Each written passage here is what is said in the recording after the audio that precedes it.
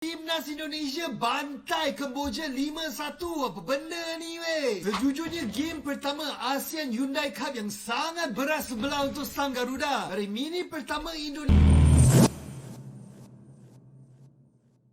Kenapa Indonesia bisa menang telak melawan Kamboja dengan skor 5-1 ya?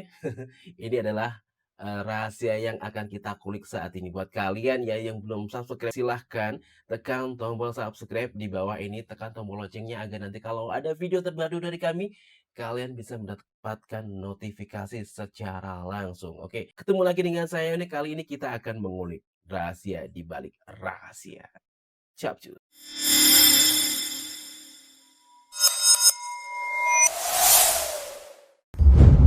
Kita gaskan.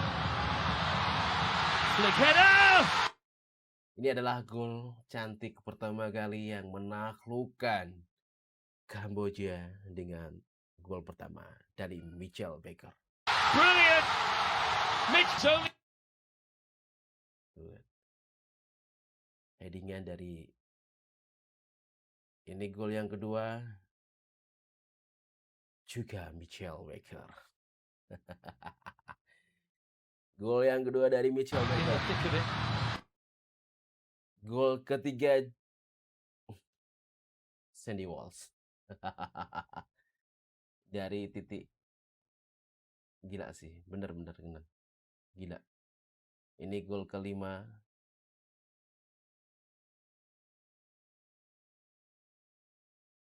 Dan gol yang terakhir dari Jane Raven. Ya. Terlihat banget kalau kelasnya memang beda ya. Kelasnya memang beda. Nah, kali ini juga ada salah satu konten kreator dari Malaysia yang membahas tentang timnas Indonesia. Yuk kita lihat bareng-bareng. Bro, Timnas Indonesia bantai Kamboja 5-1.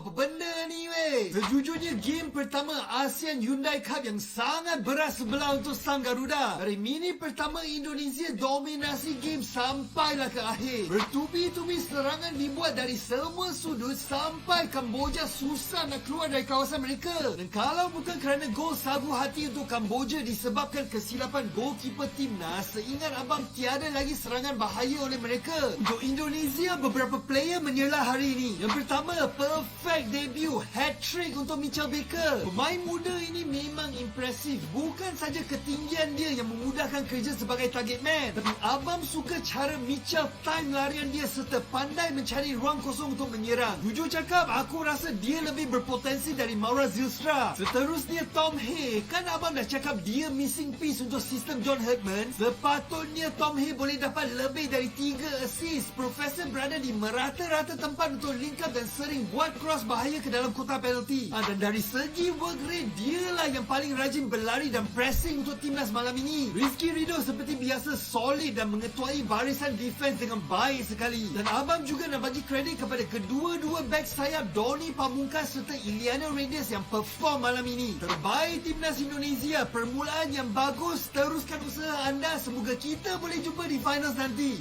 Easy. Oke, kita tunggu untuk Malaysia di final. Bagaimana yang akan terjadi nanti?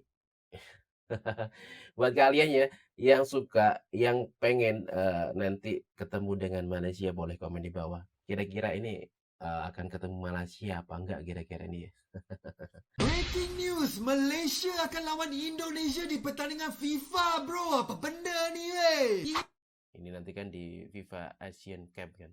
Ini nanti insya Allah itu akan terjadi, akan dilaksanakan kalau nggak salah Desember ya. Inilah yang kita tunggu-tunggukan. Bagi yang tak tahu, FIFA telah memperkenalkan kejohanan bola sepak baru yang paling berprestij di Asia Tenggara, FIFA ASEAN Cup. Pertandingan yang akan berlangsung dari 24 September hingga 3 Oktober ini berbeza dari AFF Hyundai Di grup A loh. Yang ada India, Malaysia, dan Singapura. Keren sih ini. Ini nanti yang hadir ini adalah tim Nas Indonesia Grade A. Bersiapkan kalian.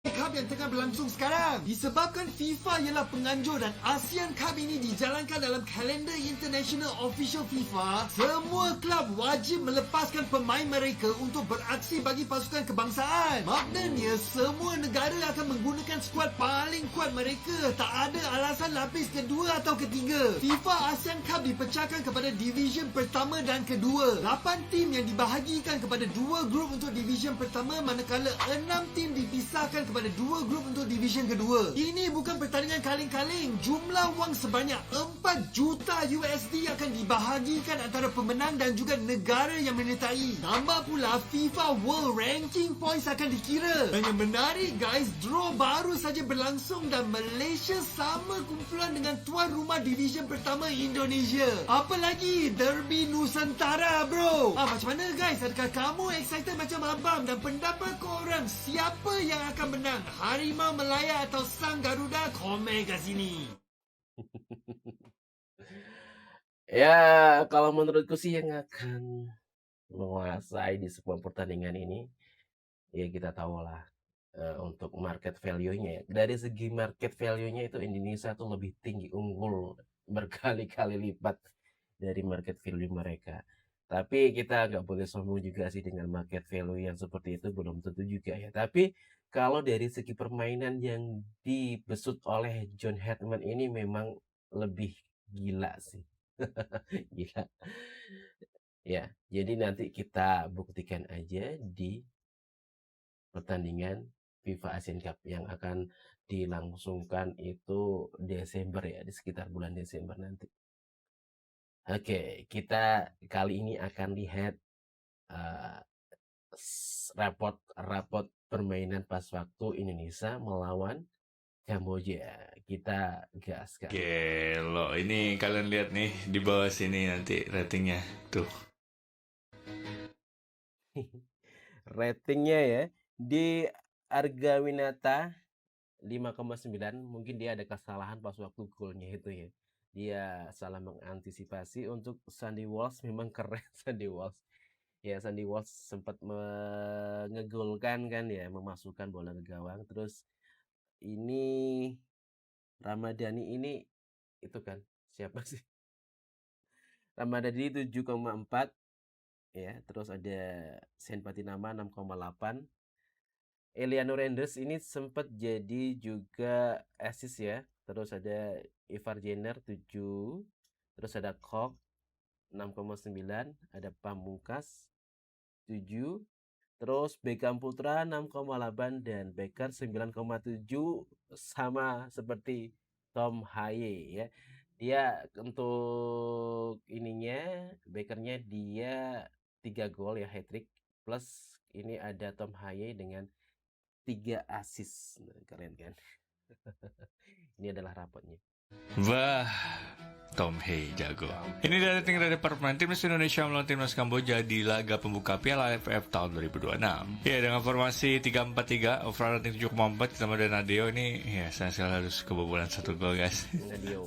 Di belakang enak banget ya dari Sandy Walsh, Rizky Ridho dan Sen Patinama. Ini 1 gol dari Sandy Walsh, congratulations for a goal dari Sandy Walsh. Juga Eliano Renders ini di tengah ngasih 1 assist guys. Ivar Jenner sama Marco menurutku cukup lumayan tadi, tapi memang ya di pertandingan kali ini Doni Pamungkas play cukup bagus di sebelah situ guys, dan di depan gila sih Michel Erling Becker. Ini 3 gol hat-trick di pertandingan melawan timnas Kamboja ini. Mungkin nanti lawan Timor Leste lebih parah lagi guys. Sama Tom Haye sih benar-benar progresi, umpan-umpannya benar-benar bagus banget. 3 assist diciptakan dari Tom Haye. Beckham Putra so-so tadi menurutku ada beberapa peluang mungkin harus bisa dikonversi, dan dari para pemain pengganti yang masuk cukup signifikan ya. Dari si Jens Raven itu berhasil menciptakan 1 gol. Congratulations buat timnas Indonesia. Kita lihat nanti akan melawan timnas Timor Leste. Ini harusnya bisa lebih dibantah lagi sih. Good luck buat timnas Indonesia. Gimana menurut kalian dari rating dari? Ya, kalau menurut hitung-hitungan secara logika dengan permainan Indonesia kemarin pas waktu melawan Kamboja itu, kalau melawan Timor Leste yang dibantai 7-0 melawan Vietnam kemarin, kayaknya lebih dari 7 deh. Ya, ini aku akan beli jersey Kelme yang warna merah. Ini kan aku pakai yang warna biru. Kalau Indonesia bisa menang melawan Timor Leste dengan skor lebih dari 7.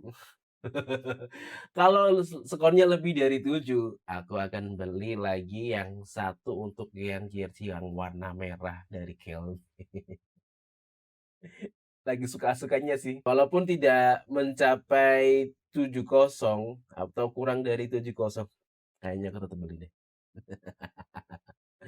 Jujur, gerakan Klopp bikin pertahanan lawan hancur. Masa yuk kita bedah. Awalnya Indonesia membangun serangan dengan 3 back. Di depan mereka ada Ivar dan McLeod. Keduanya membantu sirkulasi bola sambil memancing blok pertahanan Kamboja naik lebih tinggi. Begitu pemain Kamboja terangkat, bola dialirkan ke Beckham Putra di kanan atau Tom Haye di kiri. Pada saat yang sama, Eliano maupun Donitri melakukan rotasi posisi sehingga perhatian back Kamboja ikut terpecah. Nah, disinilah peran Klopp muncul. Saat semua mata tertuju kepada pemain yang menguasai bola, Klopp datang terlambat dari lini kedua menuju ruang baru yang terbuka. Gerakan ini dikenal sebagai third man run atau pergerakan orang ketiga. Contohnya terlihat di proses gol kedua Indonesia. Beckham dan Eliano berhasil mengikat pemain bertahan Kamboja. Klopp kemudian masuk tanpa penjagaan, yang akhirnya membuka jalur serangan menuju Eliano Renders. Pergerakan seperti itu bukan hanya terjadi sekali. Berkali-kali Klopp membaca ruang dengan sangat baik. Ketika Eliano dan Michael Baker mengikat pemain lain, Klopp datang menyusup. Itulah mengapa meski tidak selalu menyentuh bola, kehadirannya membuat struktur serangan Indonesia jauh lebih hidup.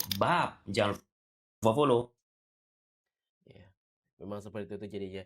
Jadi transisinya antar pemain tuh kemarin tuh hidup banget. Memang kalau dilihat dari besutan dari John Herdman ini, dari kepelatihan John Herdman ini lebih hidup sih, lebih keren. Terus juga pemain-pemainnya kan dihajar banget sama John Herdman ya.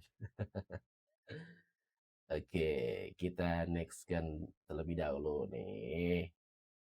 Media Vietnam udah mulai sesumbar. Katanya pelatih Indonesia udah nyerah duluan sebelum final Asian Cup 2026. Masa? Lah, ini Cywar atau lagi latihan stand up comedy?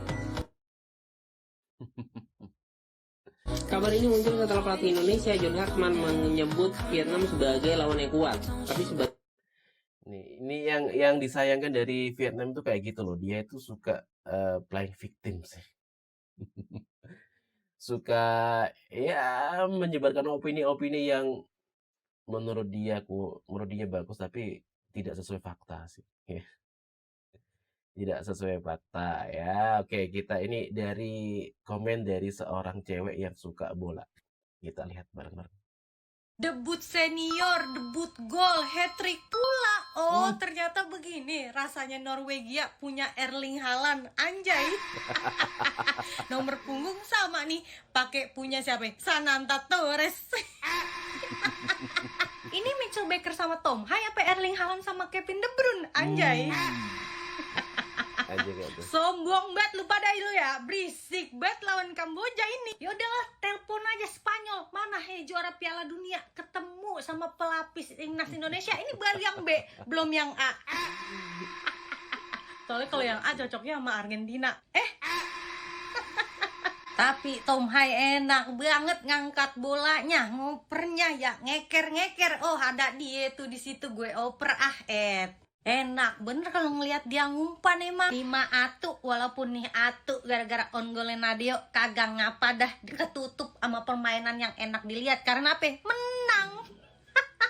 Dan lawannya juga ya udah Kamboja. Karena di grup A yang menyeramkan cuma Vietnam kalau di atas kertas. Tinggal Vietnam doang nih sama Indonesia yang mainnya baru sekali. Tapi masa iya kita masih mau dikalahin sama Vietnam? Kagak mau gue. Sikat abis pokoknya nih ya. Sapu bersih, kagak boleh seri, kagak boleh kalah.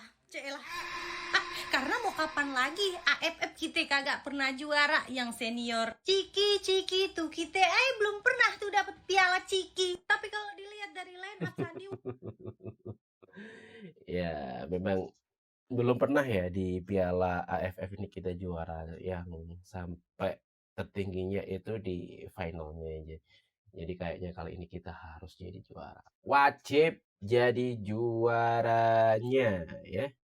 Oke, kita next kan terlebih dahulu. Ini nih.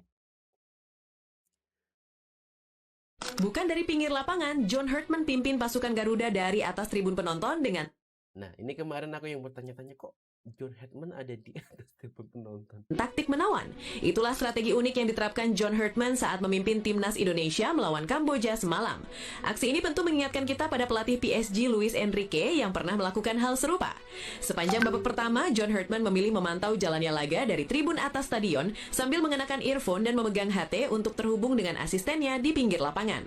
Langkah cerdas ini sengaja diambil agar ia bisa mendapatkan sudut pandang yang lebih luas, sehingga pergerakan pemain dan transisi antar lini terlihat jauh lebih utuh. Memasuki babak kedua, barulah pelatih asal Inggris ini turun ke lapangan untuk memberikan arahan langsung. Hasilnya pun luar biasa. Permainan skuad Garuda tampil begitu rapi melalui kombinasi umpan silang dan operan pendek, hingga sukses mendominasi 67% penguasaan bola, serta Nih, tembakannya 17 loh. Kemarin aku sempat mengira itu kalau seandainya gol semua yang potensi gol tuh antara 10 lebih. Terus tembakan ke gawang ya, tembakan itu yang pokoknya lebih dari 6 pokoknya. 10 lebih kayaknya yang bisa potensi gol tuh. Pelanggarannya 6, terus penguasaan bolanya 67, kartu kuningnya 1-1 sama, kartu merah nggak ada, offside-nya 2 Indonesia. Terus ini apa lagi nih? melepaskan total 17 tembakan ke gawang. Bukan dari pinggir lapangan. Jadi memang di pertandingan kemarin itu beda kelas, beda kelas. Oke, jadi rahasia di balik itu semuanya, di balik kemenangan Indonesia melawan Kamboja itu adalah kekompakan tim yang pertama. Terus adanya goal getter yaitu Mitchell Baker. Yang kedua, ya, transisinya keren. Yang ketiga, yang terakhir yaitu beda kasta. Oke, terima kasih buat kalian semua yang udah nonton ya. Komen di bawah ini kalau kalian punya ide-ide terbaru, mungkin komen-komen tentang opini-opini kalian boleh ya. Yang belum subscribe silahkan subscribe. Langsung aja, terima kasih buat kalian yang sudah nonton sampai akhir. Wassalamualaikum warahmatullahi wabarakatuh.